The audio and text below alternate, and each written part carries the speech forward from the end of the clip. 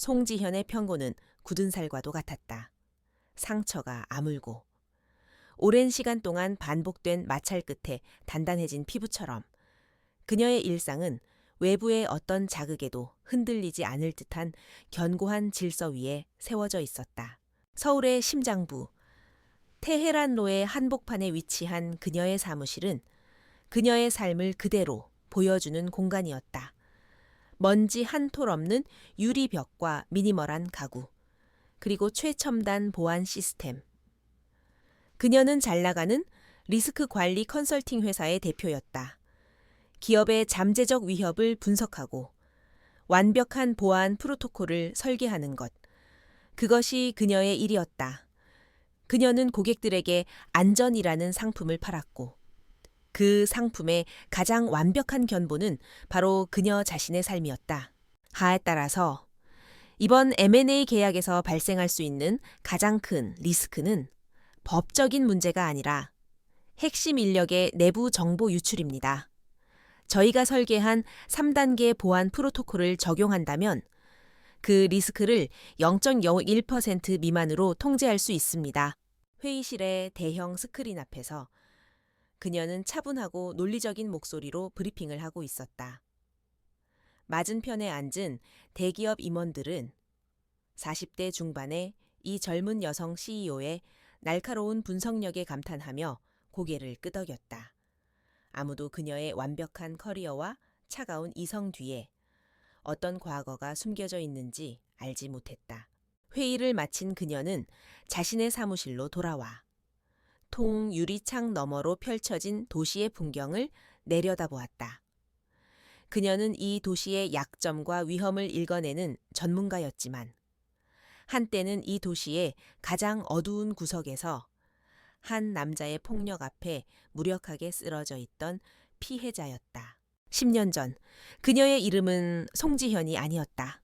그녀는 유능한 형사 박상우의 아내, 그저 그런 평범한 주부였다. 아니, 평범하지 않았다. 그녀의 삶은 남편의 예측 불가능한 분노와 폭력으로 얼룩진 지옥이었다. 밖에서는 정의로운 경찰이었던 그는 집안에서는 술에 취해 아내에게 벨트를 휘두르는 악마였다. 그날도 그랬다. 사소한 말다툼. 그의 얼굴이 분노로 일그러지고 그의 손이 허리띠 버클로 향하던 순간 그녀의 안에서 무언가 끊어졌다. 늘 반복되던 공포와 체념의 사슬이 그녀는 처음으로 저항했다. 식탁 위에 유리 물병을 들어 그의 머리를 내리쳤다. 그가 쓰러진 틈을 타 그녀는 잠옷바람으로 집 밖으로 뛰쳐나왔다. 그리고 다시는 돌아가지 않았다. 그날 밤 이후 그녀는 자신의 과거를 죽였다. 그녀는 이름을 바꾸고 악착같이 공부해 새로운 기술을 익혔다. 다시는 누구에게도 통제당하지 않는 삶. 다시는 누구의 폭력 앞에서도 무력하지 않은 삶을 살기 위해 그녀는 자신의 삶을 누구도 뚫을 수 없는 완벽한 요새로 만들었다. 띵! 생각에 잠겨있던 그녀의 휴대폰으로 메시지 알림이 울렸다. 젊은 비서 김민준이었다. 대표님, 요청하신 자료 메일로 보내드렸습니다. 그리고 내일 오전 미팅은 예정대로 진행됩니다. 지현은 희미하게 미소 지었다. 그녀의 삶은 이제 안전했다. 예측 가능했고 완벽하게 통제되고 있었다. 저녁이 되자 그녀는 사무실을 나섰다. 그녀의 집은 서울 외곽에 첨단 보안 시스템을 갖춘 고급 타운하우스였다. 집 안으로 들어서자 인공지능 시스템이 그녀를 맞았다. 주인님, 환영합니다. 오늘의 보안 상태는 이상 없습니다. 그녀는 현관에 들어서며 습관적으로 2중, 3중의 잠금 장치를 확인했다. 그리고 거실의 보안 패널을 통해 집 안팎의 모든 CCTV 화면을 체크했다. 이상 없음. 그녀는 샤워를 하고 편안한 옷으로 갈아입었다. 저녁은 간단한 샐러드와 와인 한 잔. 모든 것이 조용하고 평화로웠다. 하지만 그녀가 와인잔을 식탁에 내려놓는 순간이었다. 쨍그랑 손이 미끄러지며 값비싼 크리스탈 와인잔이 바닥으로 떨어져 산산조각이 났다. 날카로운 파열음, 그 소리는 10년 동안 굳게 닫혀있던 그녀의 기억의 문을 폭력적으로 열어젖혔다. 네가 감히 날 무시해? 남편의 고함 소리, 접시가 벽에 부딪혀 박살나는 소리, 그녀의 뺨을 때리던 손의 아픔, 그날의 모든 공포가 마치 어제 일처럼 생생하게 되살아났다. 지현은 바닥에 주저앉아 가쁘게 숨을 몰아쉬었다. 손이 떨리고 식은땀이 흘렀다. 그녀는 애써 평정을 되찾으려 했다. 괜찮아. 여긴 안전해. 그는 더 이상 여기에 없어. 그녀는 스스로를 다독이며 깨진 유리 조각들을 조심스럽게 치우기 시작했다. 그녀의 평온은 이렇듯 작은 균열에도 쉽게 무너질 수 있는 상처 위에 도단한 굳은 살과도 같았다. 아물었지만 흉터는 영원히 남아 있었다. 모든 것을 정리하고 그녀는 소파에 앉아 창밖을 바라보았다. 도시의 불빛이 멀리서 반짝이고 있었다. 그녀는 생각했다. 자신은 이겼다고. 과거로부터 완벽하게 도망쳤다고. 그녀는 아직 알지 못했다. 자신이 도망친 것이 아니라 그저 아주 길고 긴 휴전 상태에 있었을 뿐이라는 것을. 그리고 그 끔찍했던 과거가 10년 만의 전화 한 통과 함께 곧 그녀의 완벽한 요새의 문을 두드리게 될 것이라는 사실을. 굳은 살 박인 평온은 오래가지 못했다. 깨진 와인잔의 파편처럼 10년 동안 억눌러왔던 과거의 기억은 한밤중에 전화 한 통에 의해 산산조각 나버렸다. 늦은 밤. 송지현은 서재에서 다음 날 있을 프레젠테이션 자료를 검토하고 있었다. 그녀의 삶은 다시 완벽한 통제 아래 놓여 있었다. 집 안은 고요했고 최첨단 보안 시스템의 녹색 불빛만이 어둠 속에서 안정적으로 깜빡이고 있었다. 그때 그녀의 개인 휴대폰이 짧게 진동했다. 화면에 뜬 것은 발신자 표시 제한이라는 문구였다. 그녀는 무시하려 했다. 그녀의 번호를 아는 사람은 극소수였고 모르는 번호의 전화는 받지 않는 것이 그녀의 철칙이었다. 하지만 무언가 불길한 예감이 그녀의 손가락을 움직이게 했다. 그녀는 망설이다가 통화 버튼을 눌렀다. 수화기 너머에서는 한동안 거친 숨소리만이 들려왔다. 마치 누군가에게 쫓기기라도 하는 사람처럼. 여보세요. 지현이 날카롭게 물었다. 지현아? 그 목소리를 듣는 순간 지현의 온몸이 얼어붙었다. 10년, 지난 10년간 단 한 번도 들어본 적 없는. 하지만 그녀의 모든 세포가 기억하는 목소리. 폭력과 경멸로 가득했던, 그녀의 지옥과도 같았던 과거의 목소리. 전 남편 박상우였다. 그녀는 당장 전화를 끊어버리려 했다. 분노와 혐오감이 목구멍까지 치밀어 올랐다. 당신이 어떻게 내 번호를. 그런 거 물을 시간 없어. 내 말 잘 들어. 그의 목소리는 그녀가 기억하던 오만한 목소리가 아니었다. 그 안에는 극도의 공포와 믿을 수 없는 절박함이 담겨 있었다. 숨어, 지금 당장. 무슨 헛소리야. 헛소리 아니야, 제발. 그놈들이 당신 찾아갔어. 이미 당신 집 주소, 사무실 위치, 전부 알고 있다고 그들이 널 찾기 전에. 당장 어디든 숨어. 그놈들. 의도적으로 모호하게 지칭된 그 단어는 그 어떤 구체적인 이름보다 더 큰 위협으로 다가왔다. 대체 무슨 말을 하는 거야? 박상우 당신이 꾸민 짓이야?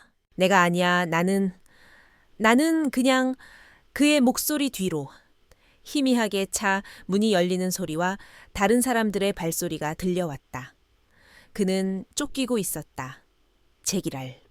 시간이 없어. 기억해. 지현아. 당신은 혼자가 아니야. 그놈들은 젠장. 피옥하는 둔탁한 소리와 함께 그의 짧은 비명이 들려왔다. 그리고 전화는 그대로 끊어졌다. 뚜뚜뚜 차가운 신호음만이 그녀의 귓가를 때렸다. 지현은 휴대폰을 쥔 채 그 자리에 얼어붙었다. 그녀의 머릿속에서 과거의 피해자와 현재의 분석가가 치열하게 싸우기 시작했다. 피해자는 소리치고 있었다. 이건 그놈의 또 다른 폭력이야. 10년 만에 나타나. 나를 정신적으로 괴롭히려는 수작이야. 무시해. 당장 번호를 차단해. 하지만 분석가는 냉정하게 속삭였다. 아니, 목소리를 분석해. 그의 목소리에 담긴 공포는 진짜였어. 호흡, 음색의 떨림. 그건 연기가 아니야. 그는 정말로 목숨의 위협을 느끼고 있었어. 위협은 실제한다. 분석가가 이겼다. 그녀의 몸이 기계처럼 움직이기 시작했다. 그녀는 더 이상 충격받은 전처가 아니었다. 그녀는 최악의 시나리오에 직면한 리스크 관리 전문가였다. 그녀는 즉시 자신의 집 보안 시스템을 최고 등급으로 격상시켰다. 모든 창문에 방탄 셔터가 내려왔고 집 안팎의 모든 열감지 센서와 동작 감지 센서가 활성화되었다. 그녀의 완벽했던 집은 이제 외부와 완전히 단절된 요새가 되었다. 다음, 그녀는 소형 전파 탐지기를 들고 집 안 전체를 다시 한번 스캔했다. 새로운 도청 장치는 발견되지 않았다. 마지막으로 그녀는 자신의 동업자이자 유일하게 신뢰하는 부하 직원 김민준에게 암호화된 메시지를 보냈다. 코드 레드, 프로젝트 노아 즉시 가동, 모든 데이터 백업 및 오프라인 전환, 추후 지시가 있을 때까지 사무실은 폐쇄한다. 프로젝트 노아, 그것은 회사가 외부의 물리적 혹은 디지털 공격으로 와해될 위기에 처했을 때 모든 것을 버리고 잠적하는 비상, 프로토콜의 이름이었다. 모든 조치를 마친 후 지현은 서재의 불을 끈 채 오직 보안 카메라 모니터에 푸른 빛에 의지하여 소파에 앉았다. 그녀는 이제 무엇을 해야 할까? 경찰에 신고할 수도 없었다. 무엇이라고 말할 것인가? 10년 만에 연락 온 폭력 전 남편이 이상한 경고를 했다고 그들은 그녀를 과대망상 환자 취급할 것이 뻔했다. 그녀는 기다려야 했다. 적이 누구인지, 무엇을 원하는지 알 수 없었지만 그들이 자신을 찾아올 것이라는 것만은 확실했다. 창밖에서는 여전히 평화로운 도시의 야경이 펼쳐져 있었다. 하지만 지현에게 그 풍경은 더 이상 아름답지 않았다.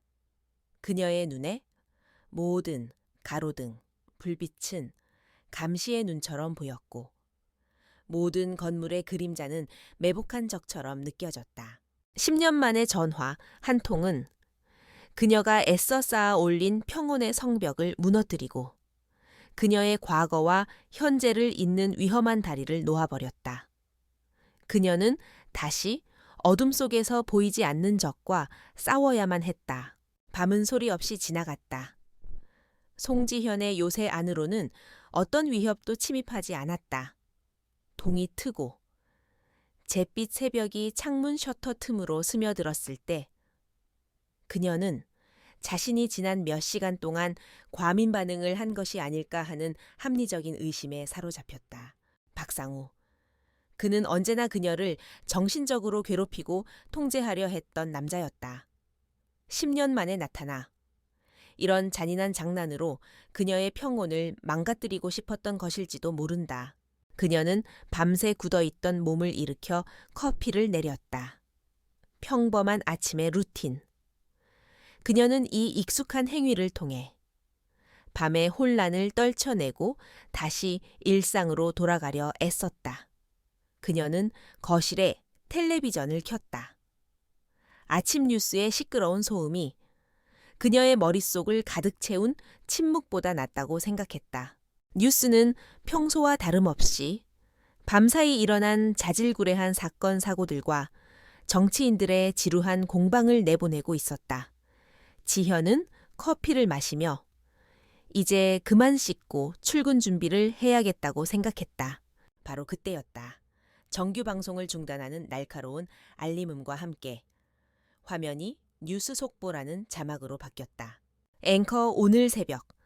대한민국을 대표하는 경제 분석가이자 내부 고발자로 알려진 차민호 씨가 자신의 자택인 한남동 고급 오피스텔에서 추락해 숨진 채 발견됐습니다. 경찰은 현재 모든 가능성을 열어두고 수사 중이지만 현장에서 유서가 발견된 점으로 미루어 차민호. 지현은 들고 있던 커피 잔을 내려놓았다. 그녀는 그를 알고 있었다. 몇 년 전 한 대기업의 회계 부정 사건과 관련하여 그녀의 회사에 리스크 분석을 의뢰했던 정의감 넘치고 용감한 남자였다. 화면은 사고 현장으로 바뀌었다. 폴리스 라인이 쳐져 있고 기자들과 구경꾼들이 엉켜 아수라장을 이루고 있었다. 현장 감식을 하는 경찰들 사이로 기자가 비를 맞으며 다급하게 상황을 전하고 있었다. 지현은 무심코 화면을 보고 있었다. 그러다 그녀의 시선이 현장을 통제하고 있는 사람들 중 한 명에게서 멈췄다. 그는 경찰 제복을 입고 있지 않았다. 값비싼 검은색 정장 차림에 귀에는 무선 이어폰을 꽂고 있었다. 그의 자세는 권위적이었고 심지어는 현장의 경찰들마저 그의 지시를 따르는 듯한 분위기였다. 카메라가 그의 얼굴을 스쳐 지나가는 그 짧은 0.5초 지현의 심장이 멎는 듯 했다. 세월에 조금 더 거칠어지고 냉혹해졌지만 틀림없었다. 박상우였다. 그의 가슴에는 경찰 흉장이 아닌 타이탄 세큐리티라는 생소한 이름의 민간 보안업체 배지가 달려 있었다.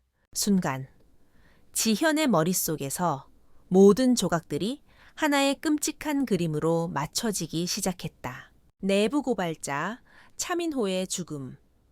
경찰이 아닌 사설 보안업체가 현장을 통제하고 있는 기이한 상황. 그리고 그 중심에 서 있는 10년 만에 나타난 그녀의 전남편 박상우. 어젯밤에 전화, 숨어 그놈들이 당신 찾아갔어. 그의 경고는 장난이 아니었다. 그것은 내부자의 처절한 고백이었다. 차민호는 사고로 죽은 것이 아니었다. 그는 처리된 것이었다. 그리고 박산구는 바로 그 처리를 담당한 팀의 일원이었던 것이다. 그가 말한 그놈들은 바로 자신들이었다. 모든 것을 이해하게 된 순간 공포와 함께 지독한 의문이 그녀를 덮쳤다. 왜 나인가? 차민호의 죽음과 내가 대체 무슨 상관이 있단 말인가? 그들은 왜 나를 찾아오는 거지? 그녀는 다시 한번 TV 화면에 얼어붙은 박상우의 얼굴을 노려보았다. 그리고 깨달았다. 그가 그녀에게 경고를 한 것은 남은 양심 때문이 아니었을지도 모른다. 그는 그녀가 다음 목표라는 것을 알고 있었고 그 이유 또한 알고 있을 터였다. 지현은 더 이상 혼란스러워하지 않았다. 어젯밤의 공포와 의심은 이제 차가운 확신으로 바뀌었다. 그녀는 더 이상 어둠 속에서 기다리는 피해자가 아니었다. 그녀는 사건의 실마리를 손에 쥔 유일한 증인이자 분석가였다. 그녀는 조용히 자리에서 일어나 자신의 서재의 가장 깊숙한 곳에 있는 금고로 향했다. 그리고 지난 몇 년간 한 번도 열어보지 않았던 먼지 쌓인 상자 하나를 꺼냈다. 그 안에는 과거의 고객들이 감사의 표시로 보내왔던 온갖 선물들이 들어 있었다. 그녀는 그 상자 속에서 몇 달 전 차민호가 보냈던 이상할 정도로 무거웠던 작은 조각상을 찾아냈다. 그 질문은 차가운 가시가 되어 송지현의 머릿속에 박혔다. 그녀는 지난 10년간 과거와 완벽하게 단절된 삶을 살아왔다. 옛 동료들과도, 심지어는 가족과도 거리를 둔 채 오직 자신의 요새 안에서만 존재했다. 그런 그녀가 대한민국을 뒤흔들 거대한 스캔들의 중심에 서게 된 이유가 무엇일까? 그녀는 TV 화면을 끈 채 서재로 들어갔다. 그리고 자신의 기억을, 지난 몇 년간의 모든 고객과의 만남과 기록들을 마치 CCTV 영상을 되돌려보듯 복기하기 시작했다. 가밍유, 그는 2년 전 자신이 몸담고 있던 대형 증권사의 내부 비리를 고발하기 직전 그녀를 찾아왔었다. 그는 자신의 신변에 위협을 느끼고 있었고 회사의 허술한 보안 시스템을 뚫고 정보를 빼내올 방법에 대한 자문을 구했었다. 지현은 그에게 몇 가지 기본적인 보안 프로토콜을 설계해 주었지만 그 이상 깊이 관여하지는 않았다. 그것은 그녀의 원칙이었다. 고객의 문제에 감정적으로 얽히지 않는 것. 기억을 더듬던 그녀의 뇌리에 몇 달 전의 한 장면이 불현듯 스쳐 지나갔다. 그녀의 사무실로 배달된 발신인이 없는 작은 소포, 안에는 작고 무거운 금속 조각상이 들어 있었다. 유명 신진 작가의 작품으로 진실의 눈이라는 제목이 붙어 있었다. 그녀는 그것을 차민호가 감사의 의미로 보낸 괴팍한 선물이라고만 생각했다. 그리고 자신의 원칙에 따라 그 선물에 어떠한 의미도 부여하지 않은 채 사무실 창고 깊숙한 곳에 넣어두었다. 지현의 심장이 세차게 뛰기 시작했다. 그녀는 한밤중이었지만 망설임 없이 차를 몰아 사무실로 향했다. 그녀의 사무실은 집보다 더 견고한 요새였다. 그녀는 몇 단계의 보안 시스템을 해제하고 창고 안으로 들어섰다. 그리고 수많은 서류 상자들 사이에서 먼지가 뽀얗게 쌓인 그 소포 상자를 찾아냈다. 사무실로 돌아와 그녀는 조각상을 책상 위에 올려놓았다. 겉보기에는 아무런 특징도 없는 단단한 쇠뭉치처럼 보였다. 하지만 리스크 관리 전문가인 그녀의 눈은 평범한 사람들이 보지 못하는 것을 보았다. 조각상의 무게중심이 미세하게 한쪽으로 쏠려 있었고 밑바닥의 이음새 부분은 다른 부분과 재질이 미묘하게 달랐다. 그녀는 자신의 서랍에서 전문가용 정밀 도구 세트를 꺼냈다. 그리고 외과 의사가 수술을 하듯 조심스럽게 조각상을 분해하기 시작했다. 밑바닥의 이음새를 따라 얇은 탐침을 밀어넣자 딸깍 하는 소리와 함께 비밀 공간이 모습을 드러냈다. 그 안에는 충격 방지용 스펀지에 고이 쌓여 있는 작은 USB 드라이브 하나가 들어 있었다. 모든 것이 명확해졌다. 차민호는 자신의 죽음을 예감했다. 그는 자신이 모은 모든 증거를 세상에서 가장 안전하다고 믿었던 곳, 즉 모든 위험을 예측하고 통제하는 전문가인 송지현, 바로 그녀에게 보냈던 것이다. 그녀를 위험에 빠뜨리려는 의도는 없었을 것이다. 그는 그저 자신이 실패할 경우 누군가는 진실을 이어받아 주기를 바랐을 터였다.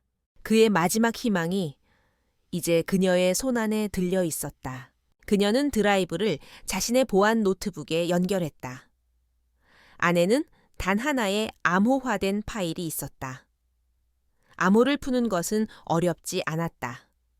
비밀번호는 2년 전 그가 그녀에게 처음 의뢰를 했던 날의 날짜였다.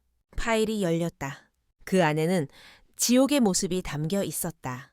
그것은 차민호가 폭로하려 했던 거대한 부패의 실체였다. 권력의 정점에 있는 인물, K 회장이라 불리는 자가 유령 회사를 통해 수조 원대의 국책 사업 자금을 빼돌리고 그 돈으로 언론과 검찰, 정치권을 매수해온 끔찍한 기록이었다.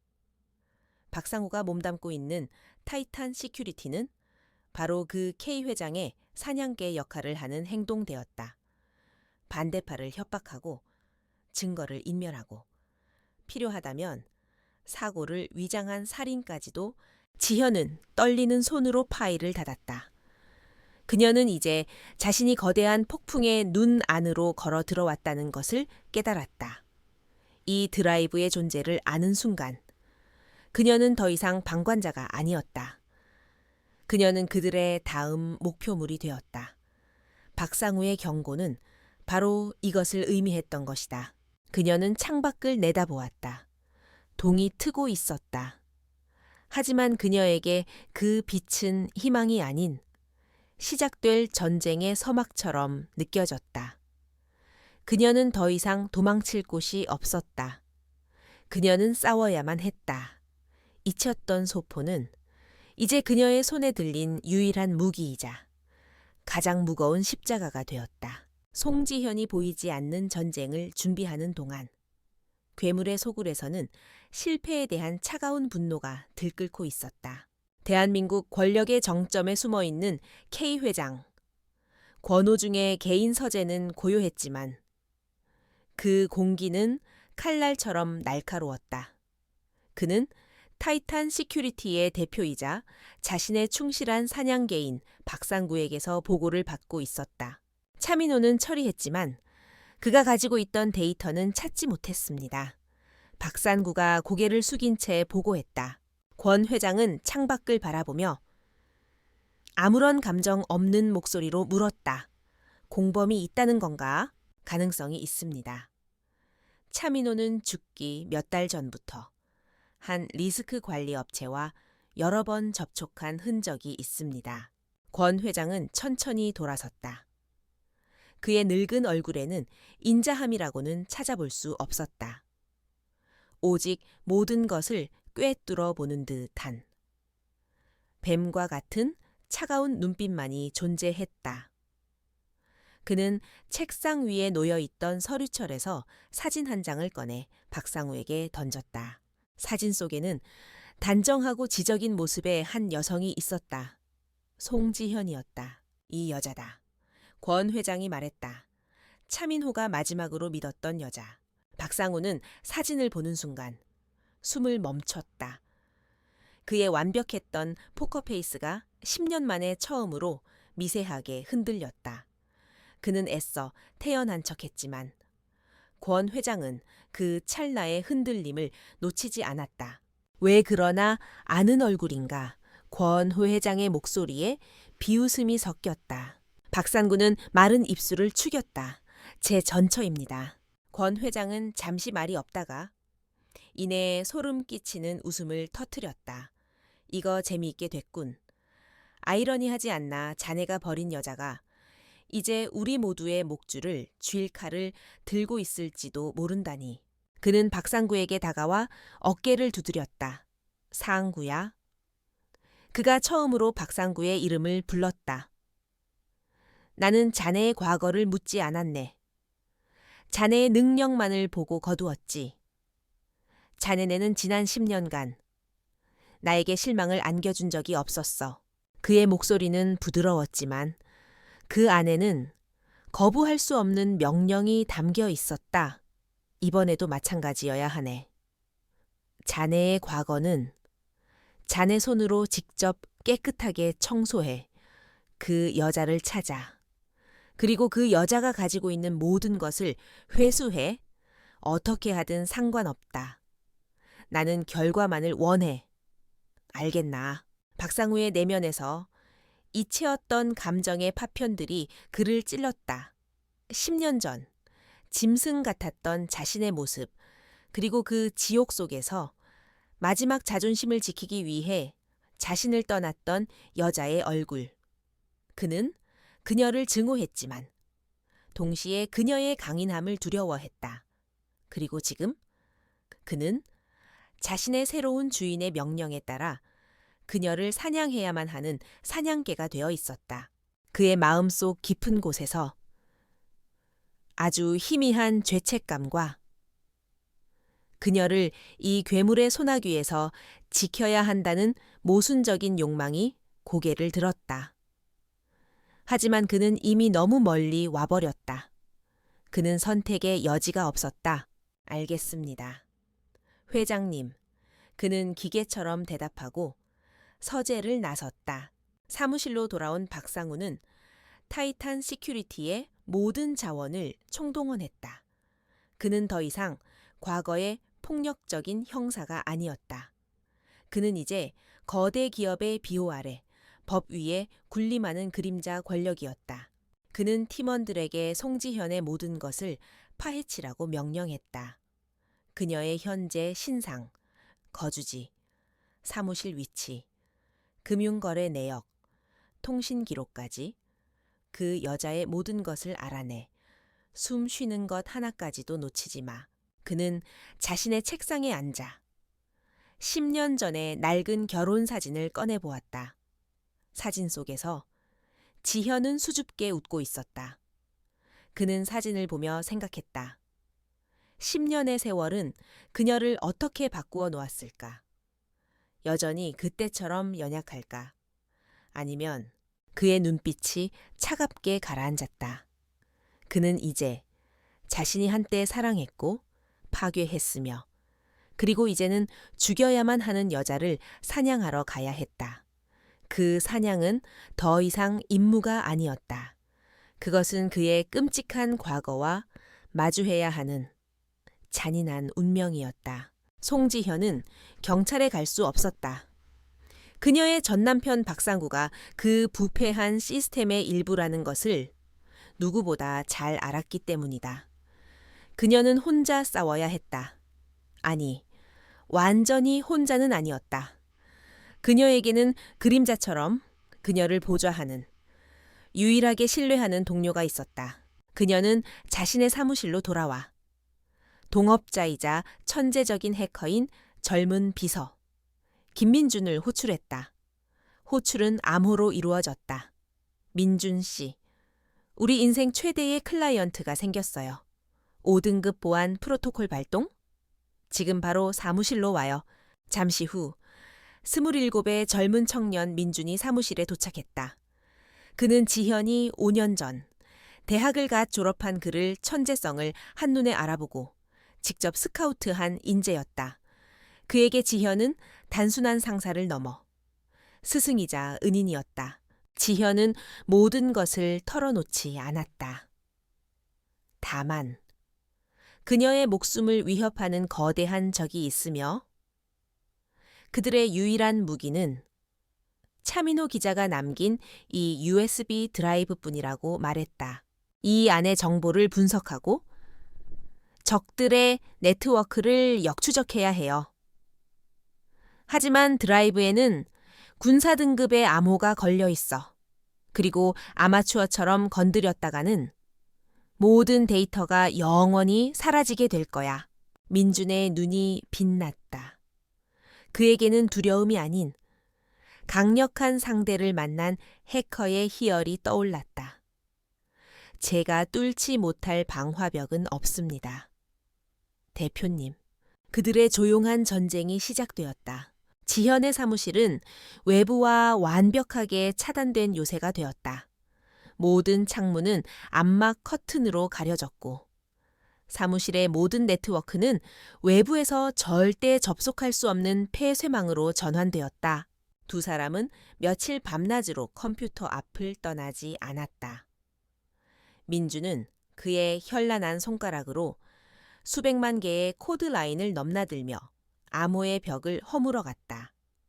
지현은 프로파일러로서 차민호 기자의 심리를 분석하여 암호가 될 수 있는 모든 키워드를 추론해냈다. 마침내 며칠간의 사투 끝에 그들은 마지막 방화벽을 뚫는 데 성공했다. 드라이브 안에 저장된 것은 대한민국을 통째로 집어삼킬 수 있을 만큼 거대한 악의 실체였다. K 회장, 권오중, 그의 유성그룹은 수십 개의 유령 회사를 통해 지난 10년간 대한민국의 모든 대형 국책 사업에 기생하며 천문학적인 규모의 비자금을 조성해왔다. 그 돈은 정치인들을 매수하고 검찰과 경찰의 고위 간부들을 길들이는 데 사용되었다. 차민효 기자는 바로 그 비자금의 흐름을 거의 다 추적한 상태였다. 그리고 파일 마지막에는 그의 죽음을 암시하는 듯한 메모가 남아 있었다. 그들은 내가 알고 있다는 것을 알고 있다. 다음 목표는 송지현 대표. 그녀라면 이 진실을 세상에 알릴 수 있을 것이다. 그리고 그 아래 그들이 송지현을 노리는 이유가 적혀 있었다. 그녀의 회사. S&J 리스크 컨설팅이 최근 유성그룹의 자회사 중 하나의 보안 컨설팅을 맡았던 것이다. 차민호는 지현이라면 그 회사의 허술한 보안 시스템을 뚫고 내부 자료에 접근할 수 있을 것이라고 믿고 그 정보를 마지막 희망으로 남겼던 것이다. 이건 괴물이잖아. 민준이 경악하며 말했다. 그래? 괴물이지. 지현이 차갑게 대답했다. 그리고 괴물을 사냥하기 위해서는 우리도 괴물이 되어야 해. 그녀는 사무실의 거대한 디지털 화이트보드에 유성그룹과 관련된 모든 인물과 회사의 관계도를 그리기 시작했다. 수십 년간 잊혔던 국세청의 숫자의 여왕이 완벽하게 부활하는 순간이었다. 그녀의 뇌는 차갑게 회전했고 그녀의 눈은 숫자의 흐름 속에서 적의 약점을 꿰뚫어 보고 있었다. 봐, 민준아. 그녀가 화이트보드의 한 지점을 가리켰다. 권 회장의 모든 비자금은 RS 캐피탈이라는 이름의 페이퍼 컴퍼니를 통해 세탁되고 있어. 그리고 이 회사의 자금 흐름을 분석해보면 아주 미세한 패턴이 보여. 그들은 매달 마지막 주 금요일 시스템 점검을 핑계로 모든 보안을 해제하고 자금을 해외로 빼돌리고 있어. 그녀의 분석은 정확했다. 그녀는 적의 심장으로 가는 가장 얇은 혈관을 찾아낸 것이다. 우리의 첫 번째 목표는 바로 여기야. 이 혈관을 끊어버릴 거야. 그녀의 목소리에는 어떤 흔들림도 없었다. 민주는 그런 그녀의 모습을 경외의 눈빛으로 바라보았다. 이것이 바로 자신이 평생 따르기로 결심했던 리더의 모습이었다. 조용한 전쟁의 첫 번째 작전 계획이 그렇게 세워지고 있었다. 권오중 회장의 분노는 타이탄 시큐리티의 사냥개들을 움직이게 했다. 박산구는 전처인 송지현의 사무실 위치를 특정하고 한밤중에 그의 최정예 팀을 이끌고 건물을 포위했다. 그들의 임무는 단 하나. 진실의 눈이라 불렸던 조각상과 그 안에 숨겨진 USB 드라이브를 회수하는 것이었다.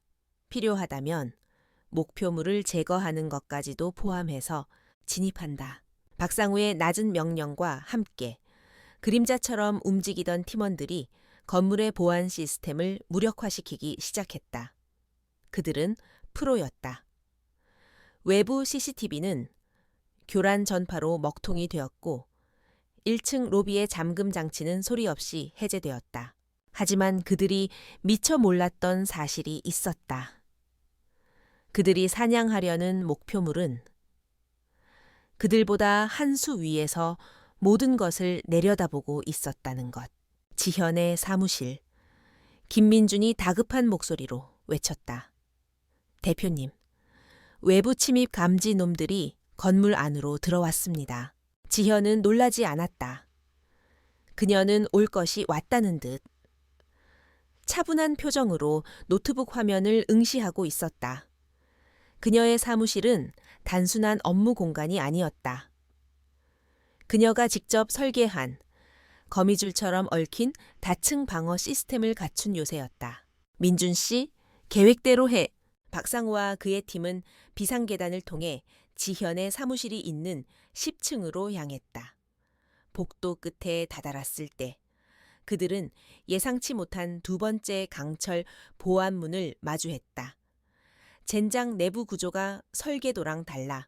그들이 당황하는 사이 복도 천장에서 희미한 가스가 분사되기 시작했다. 유독 가스는 아니었다. 하지만 강력한 최면 효과를 가진 신경을 마비시키는 가스였다. 팀원 몇 명이 비틀거리기 시작했다. 서둘러 문을 파괴해 그들이 소형 플라스마 절단기로 문을 파괴하고 사무실 안으로 진입했을 때 그들을 맞이한 것은 텅 빈 공간과 중앙 서버실에서 깜빡이는 푸른빛뿐이었다. 서버실로 드라이브는 저 안에 있을 거야. 팀원들이 서버실로 달려가 다시 한번 보안문을 파괴하려 할 때였다. 사무실 전체의 조명이 꺼지며 완벽한 어둠이 찾아왔다. 동시에 모든 문이 자동으로 잠기며 그들은 사무실 안에 완벽하게 갇혀버렸다. 어둠 속에서 사무실 스피커를 통해 차갑고 기계적으로 변조된 목소리가 울려 퍼졌다. 송지현의 목소리였다. 타이탄 시큐리티, 환영한다. 내 요새에 온 것을. 박상우는 어둠 속에서 소리쳤다. 송지현, 어디 있어 비겁하게 숨지 말고 나와. 비겁한 건 너희들이지. 박상우. 그녀의 목소리는 어둠 속 어디에선가 들려오는 듯했다. 너희들은 지금 내가 만든 거대한 함정, 허니팟 안에 들어와 있다. 너희가 지금 필사적으로 셔츠를 뚫으려 하는 그 서버실은 가짜야.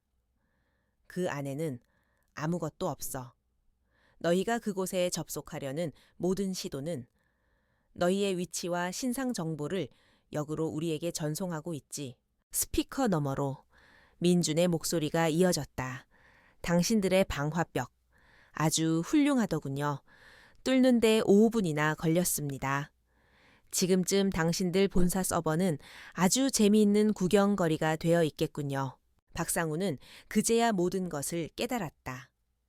그들은 사냥을 하러 온 것이 아니었다. 사냥을 당하러 온 것이었다. 지현은 그들이 자신을 찾아올 것을 예측하고 이 모든 함정을 미리 설계해 놓았던 것이다. 이런 미친, 이건 첫 번째 경고다. 박상우, 지현의 목소리가 다시 울려 퍼졌다. 지금 너희들의 통신망은 모두 우리에게 장악되어 있어. 내가 이 통화 내용을 언론에 공개하면 타이탄 시큐리티와 유성그룹은 어떻게 될까? 박상우는 아무 말도 할 수 없었다. 그는 완벽하게 패배했다. 살고 싶으면 내가 묻는 말에 대답해. 차민호 기자를 죽인 건 누구지 너인가? 아니면 권 회장인가? 박상우는 침묵했다. 바로 그때 그의 귀에 꽂힌 이어폰에서 권 회장의 분노에 찬 목소리가 들려왔다. 박상우 당장 거기서 철수해. 그 여자와 타협은 없다. 권 회장 역시 이 모든 상황을 원격으로 지켜보고 있었던 것이다. 늦었어. 상우야, 지현이 말했다. 이미 게임은 끝났으니까. 그녀의 말이 끝나자마자 사무실의 모든 스프링클러가 터지며 물을 쏟아내기 시작했다. 동시에 사무실 창문 밖으로 미리 대기하고 있던 경찰 헬리콥터에 서치라이트가 쏟아져 들어왔다. 지현과 민주는 이미 오래전에 옆 건물로 연결된 비밀 통로를 통해 현장을 빠져나간 후였다. 그리고 그들이 경찰에 국가기관 산업 기술을 노린 해커 집단의 테러가 있었다는 익명의 제보를 흘린 것이었다. 박상우와 그의 팀은 테러리스트로 몰려 꼼짝없이 경찰에 체포되었다. 물론 그들은 곧 풀려날 것이다. 권 회장의 힘이라면.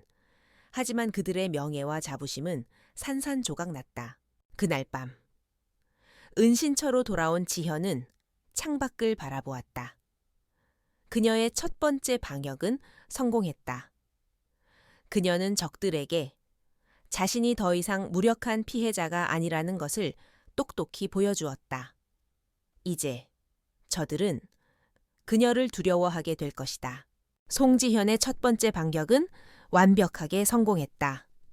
박상우와 그의 팀은 테러리스트로 오인받아 경찰에 체포되었다가 권오중 회장이 손을 쓴 후에야 겨우 풀려날 수 있었다. 그들은 빈손이었고 체면은 국일대로 구겼다. 권 회장의 분노는 하늘을 찔렀다. 그는 박상우를 자신의 서재로 호출했다. 고작 여자 하나에게 내 최전계 팀이 농락을 당했단 말인가? 권 회장의 목소리는 조용했지만 그 안에는 맹렬한 살기가 담겨 있었다. 박상우는 아무 말 없이 고개를 숙였다. 변명은 통하지 않을 터였다. 그는 지난 며칠간 지옥과도 같은 시간을 보냈다.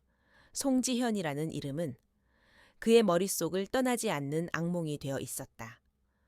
그녀는 더 이상 그가 알던 무력하게 맞기만 하던 여자가 아니었다.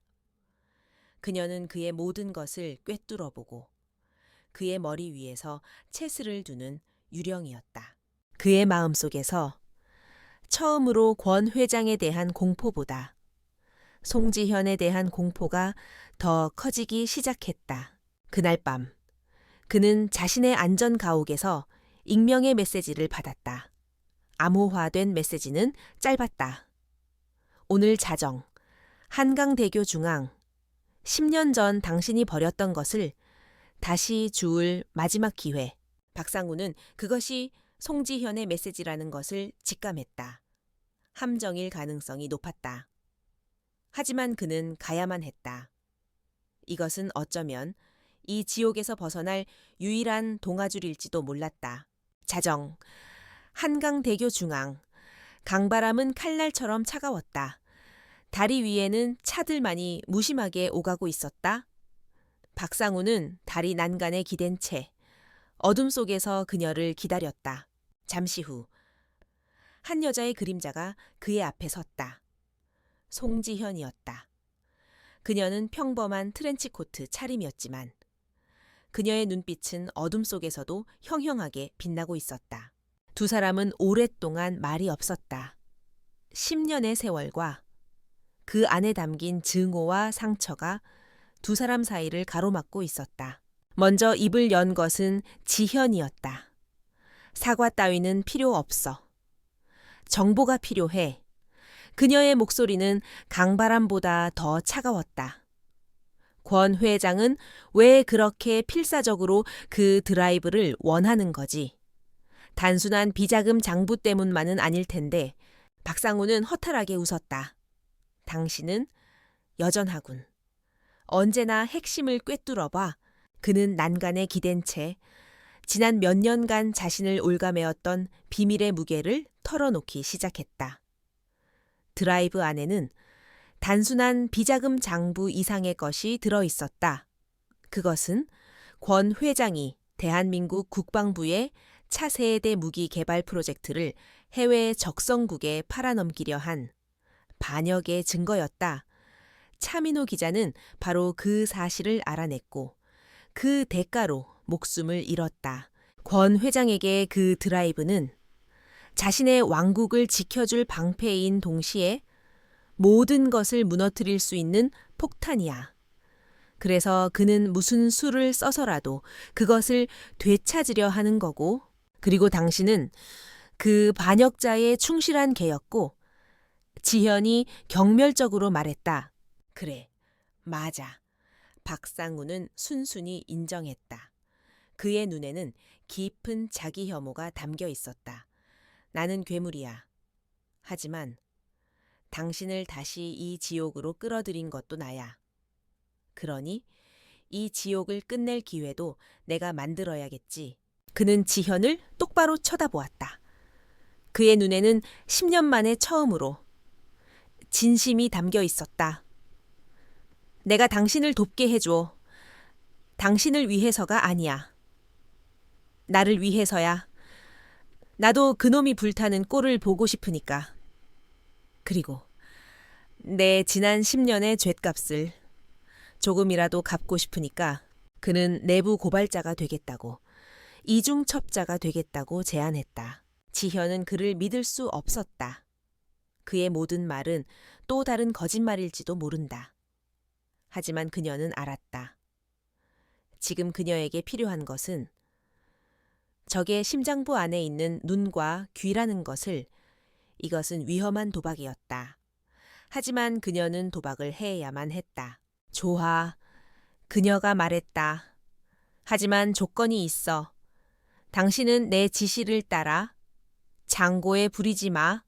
한 번이라도 잘못 움직이면 나는 이 모든 것을 터뜨릴 거고 당신도 그놈과 함께 무너질 거야. 비극적인 동맹이 그렇게 차가운 강바람 속에서 맺어졌다. 그들은 헤어졌다. 각자 자신의 전쟁터로 돌아가기 위해 박상우는 다시 사자 굴 속으로 걸어 들어갔다. 지현은 이제 자신의 손에 쥔 가장 위험한 칼, 박상우를 이용해 괴물의 심장을 찌를 마지막 작전을 설계하기 시작했다. 비극적인 동맹이 맺어진 후 송지현의 사무실은 거대한 체스판이 되었다. 그녀는 더 이상 수비하는 플레이어가 아니었다. 그녀는 이제 괴물의 왕을 잡기 위해 모든 말을 움직이는 공격수였다. 그녀의 마지막 작전명은 심판의 설계였다. 단순히 데이터를 언론에 터뜨리는 건 하수야.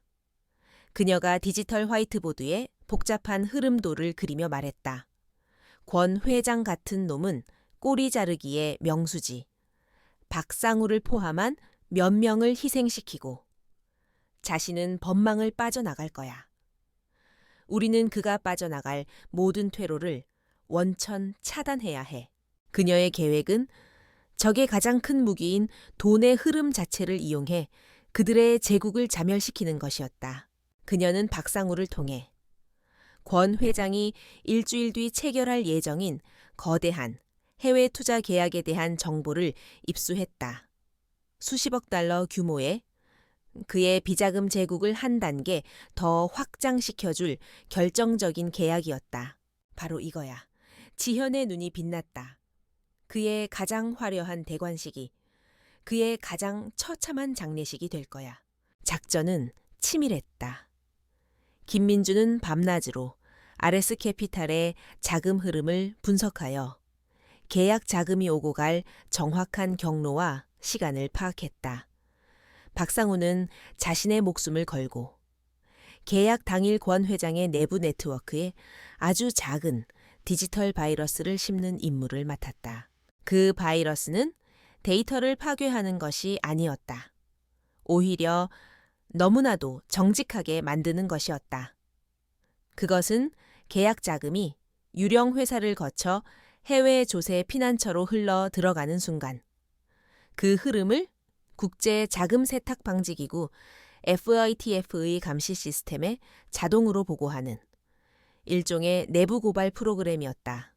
권 회장은 자신의 완벽한 돈 세탁 시스템을 믿고 있을 터였다. 그는 절대 자신의 발등을 찍을 함정을 눈치채지 못할 것이다. 계약 당일 서울 최고의 호텔 스위트룸, 권오중 회장은 해외 투자자들과 축배를 들고 있었다. 그의 얼굴에는 세상을 다 가진 자의 오만한 미소가 가득했다.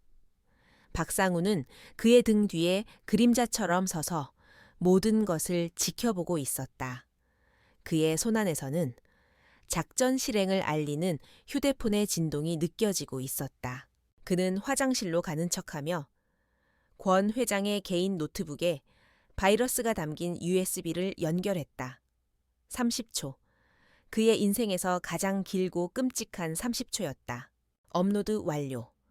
민준의 메시지가 뜨자마자 그는 USB를 뽑아들고 자리를 떴다. 이제 모든 것은 지현의 손에 달렸다. 그녀는 자신의 사무실에서 실시간으로 국제금융 네트워크를 감시하고 있었다. 잠시 후 그녀의 화면에 붉은색 경고등이 켜졌다. 거대한 규모의 의심스러운 자금이 대한민국을 떠나 케이맨 제도로 향하고 있었다. 그녀는 망설임 없이 실행 버튼을 눌렀다. 박상우가 심어놓은 바이러스가 작동했다. 자금의 흐름은 즉시 국제 자금 세탁 방지 기구에 보고되었고 동시에 차민호 기자가 남긴 모든 증거 자료가 첨부 파일로 함께 전송되었다. 스위트룸 안츠 축배를 들던 권 회장의 휴대폰이 미친 듯이 울리기 시작했다. 그의 변호사, 로비스트, 그리고 은행가들에게서 패닉에 빠진 전화가 빗발쳤다. 회장님, 큰일 났습니다. 국제금융감독기관에서 저희 자금 흐름에 대한 긴급 조사를 시작했습니다. 권 회장의 얼굴에서 미소가 사라졌다. 그의 완벽했던 제국이 보이지 않는 손에 의해 무너져 내리고 있었다. 그는 본능적으로 자신을 돌아보았다. 등 뒤에 있어야 할 박상우는 이미 사라지고 없었다. 그는 그제야 모든 것을 깨달았다. 자신이 가장 신뢰했던 사냥개가 자신의 목을 물어뜯었다는 것을. 그의 절규가 스위트룸을 가득 메웠다. 하지만 이미 너무 늦었다. 심판은 이미 설계된 대로 진행되고 있었다. 심판아의 설계는 완벽하게 성공했다. 송지현이 터뜨린 작은 불씨는 거대한 폭풍이 되어 권오중 회장의 제국을 잿더미로 만들었다. 국제자금세탁방지기구의 조사는 미국 FBI와 대한민국 검찰의 합동수사로 이어졌고 유성그룹의 추악한 민낯이 전 세계에 드러났다.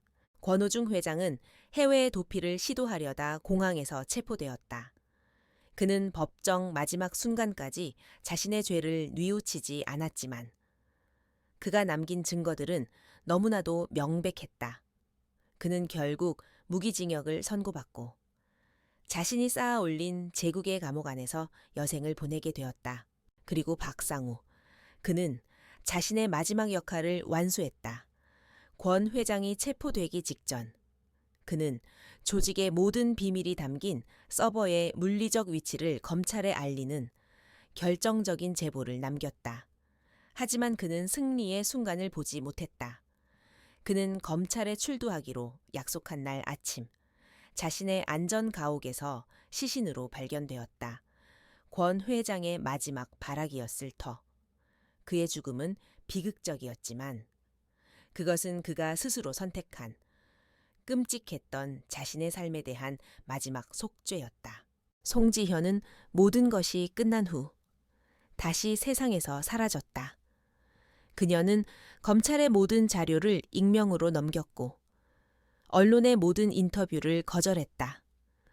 그녀는 영웅이 되기를 원치 않았다.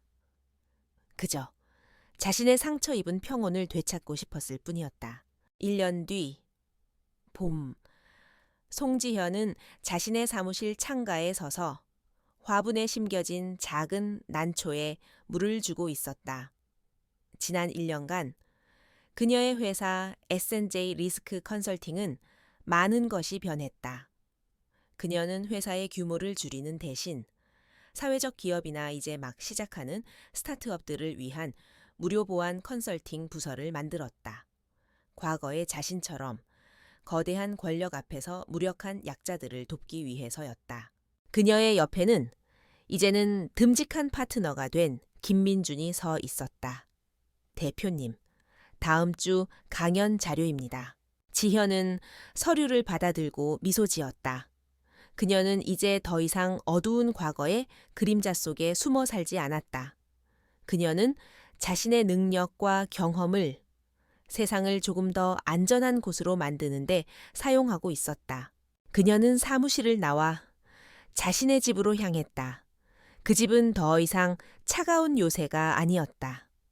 그녀는 모든 첨단 보안 장치를 뜯어냈고 집 안 곳곳에 따뜻한 햇살이 들어오도록 두꺼운 셔터를 걷어냈다. 그녀는 거실 거울 앞에 섰다.